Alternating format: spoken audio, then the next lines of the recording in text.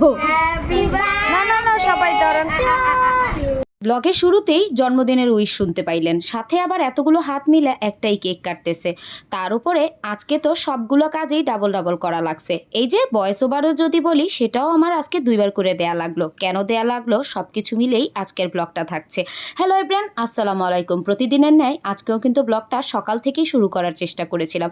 আজকে রান্নাঘর থেকেই শুরু করেছিলাম। রান্নাঘরে সকালবেলা নাস্তা বানাতেই করতেছিলাম। আর সকালবেলা আজকে একটা ফার্স্টেই রুটি পুড়ে গেছে।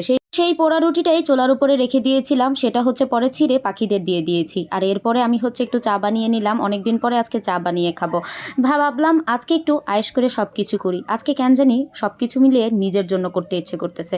আসলে ব্যাপারটা হইতেছে সামনে বলতেছি। তারপরে হচ্ছে নিজে একটু নাস্তা করে নিলাম। নাস্তা করে বাচ্চাদের স্কুলের জন্য রেডি করে নিয়েছি। আজকে একটু লেট করে যাওয়ার চিন্তা ভাবনা ছিল স্কুলে। এর মধ্যে আমি রেডিও হয়ে নিয়েছি নিজের মতো করে, যেভাবে ভাল লাগে সেইভাবে। তো রেডি হওয়ার পরে মনে হইলো যে না, লিপস্টিকটা কেমন জানি ভাল লাগতেছে না, কেমন মুখটা শুকনা শুকনা লাগতেছে। পরে আবার আমার নিজের পছন্দের বর্তমানে যেই লিপস্টিক কালারটা, সেটা হচ্ছে দিয়ে দিলাম একটা নুড একটা কালার, যেটা আমার বর্তমানে সবচেয়ে পছন্দের কালার। তো যাই হোক, লিপস্টিক আমার বরাবরই অনেক ভালো লাগে। আমার মন ভালো থাকলেও আমি লিপস্টিক দিই, মন খারাপ থাকলে লিপস্টিক দিলে আরও বেশি ভালো লাগে। তো যাই হোক, এরপর রেডি শেডি হয়ে স্কুলে যাওয়ার পালা।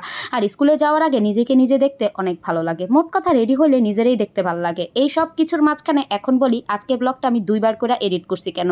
তার কারণ হইতেছে, ফার্স্টে আমি ব্লগটা এডিট করেছিলাম আমার রেগুলার যে অ্যাক্টিভিটিস ছিল বাসার, সেগুলা নিয়ে। তারপরে আমার ভাইয়ের বউ এসা একটা ভেজাল বাজাইছে। আর সেই ভেজালের কাহিনী যদি আমি আপনাদের সাথে শেয়ার না করি, তাহলে আমি আসলে নিজে হজম করতে পারবো না ব্যাপারটা। তো যাই হোক, এখানে হচ্ছে স্কুল থেকে আসার পর আমি বিরিয়ানি রান্না করছিলাম সাদের আবদারে।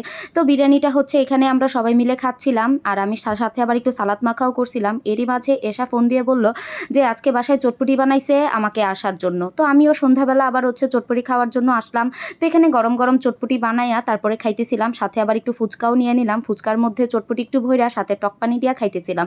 মানে চটপটি ফুচকা দুইটাই একসাথে চলতেছে। এইসব চলার মাঝখানেই বাসায় আজকে কেমন জানি ব্যাপারটা কেমন হজম হইতেছে না। সবাই কেমন জানি চুপচাপ কেমন একটু লুকোচুরি খেলতেছে। আমারও ব্যাপারটা তেমন করে ভালোও লাগতেছে না, আবার বুঝাও উঠতে পারতেছি না। এরই মাঝে চটপটি খাইয়া উঠতেই দেখি এক বিশাল বড় সারপ্রাইজ তারা রেডি করে বসে আছে।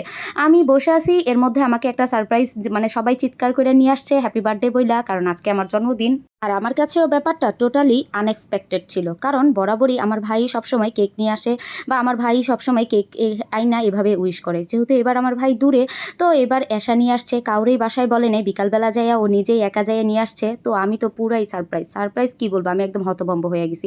কিন্তু ফার্স্টে একটু হতভম্ব হওয়ার পরে আবার বলতেছিলাম, যেহেতু কেকটা আনছো আমার একটু বলতে পারতাম, একটু সুন্দর করে রেডি হয়ে আসতাম কেকটা কাটার জন্য। তো এসে এখানে বলতেছিল যদি বলতাম তাহলে তো আর সারপ্রাইজই থাকতো না। তো তারপর আর কি, খুশিতে সবাই মিলে আমরা কেকটা কাটলাম, তারপরে কেকটা খাওয়া দাওয়া করলাম। কেকটা এত বেশি পরিমাণ মজা ছিল, আমরা তো সবাই মিলে একটা কেক এখানে সাবার করে ফেলছি। আর এই কেকের ক্লিপগুলো যদি আমি আপনাদের সাথে শেয়ার না করি, তাহলে তো ব্যাপারটা আমার হজমই হবে না। তো আজকে এখান থেকেই বিদায় নিচ্ছি। সবাই আমাদের জন্য দোয়া করবেন, আর এশাকে আরও একবার থ্যাংক ইউ। আল্লাহ হাফেজ।